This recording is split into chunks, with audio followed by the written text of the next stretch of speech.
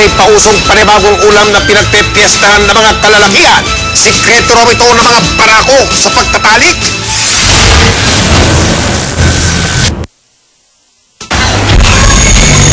Ang mga daga, pinandidirihan, kinatatakutan. Lunda nila ang mga maruruming estero at kanal.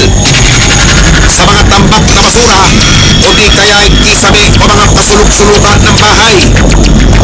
Pero testiman silang ituring. Para sa ilan, pwede raw silang kainin.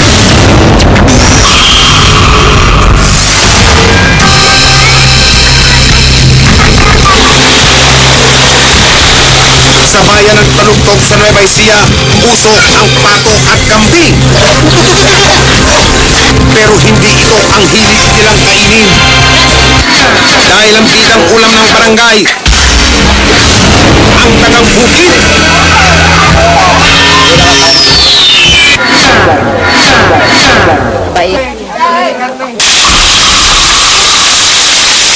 Katulad ni Alicia, tagang bukid na ang ipinapakain sa 3 anak. Kaming pinaka-ordinaryong ulam namin dito eh. Ulam ng mahirap. Kasi di mo na kailangan gumastos. Punta lang sa bukid, may ulam niya. Parang manok daw ang lasa nito kaya't natatakam ang mga bata. Maaari itong gawing adobo, kaldereta, kilawin. Pero ang pinakapaborito nilang luto, piniritong daga. Sa una lang, pagka yung nakita mo, pag binabalatan mo, parang kadira. Pero pagka lulutuin mo na, kakainin mo na, masarap naman kasi ang lasa malinamnam.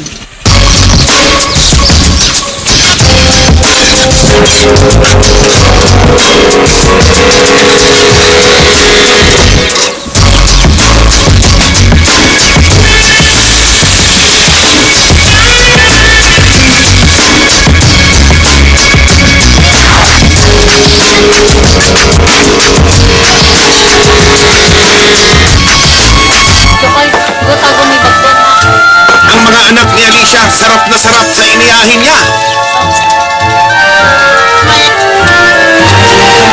Pero hindi lang nila ito pantawid. Sumama ang investigador sa mga magbubukid. Binungkal nila ang bawat makitang butas. Dito raw kasi mahilig magsuot ang mga tagang bukid. Matyaga silang nahuhuli. Mas babae.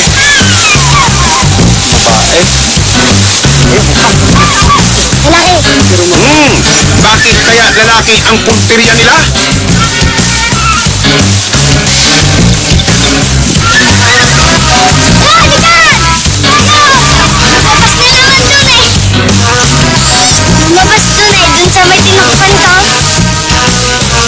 Tila mailap sa amin ang mga daga ng araw na yun.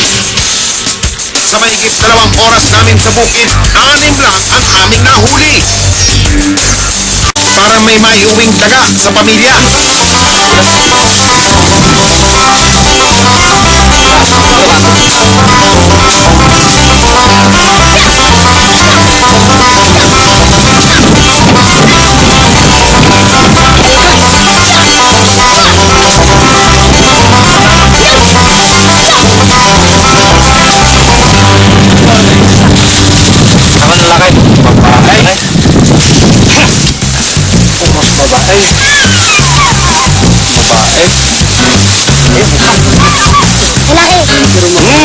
Bakit kaya lalaki ang punteriya nila?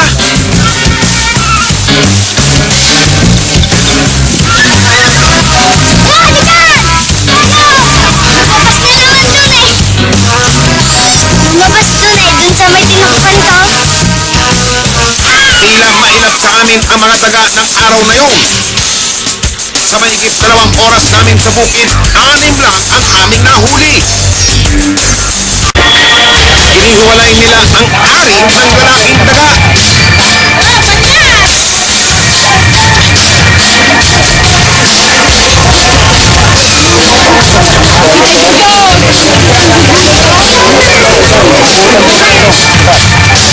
Sa wakas, luto na ang adobong daga.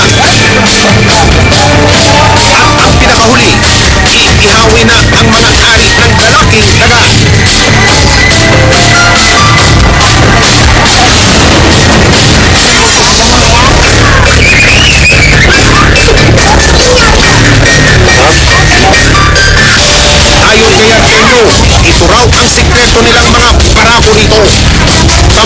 na raw ito sa pagtatalik. Kaya naman daw ngayon, apat na ang anak ni Artemio at Cristina. Minsan, pagka nakaano lang minsan, hihirit pa. Ang iba pang mga residente na hilig na rin daw sa pagkain ng ari ng daga. Kaya lumaki na rin daw ang kanilang pamilya. Ilan anak mo kuya? Apat. Alam ko to. Lima nga ang anak ko ay 8. 6. 6. Yung hindi nakasaling namatay.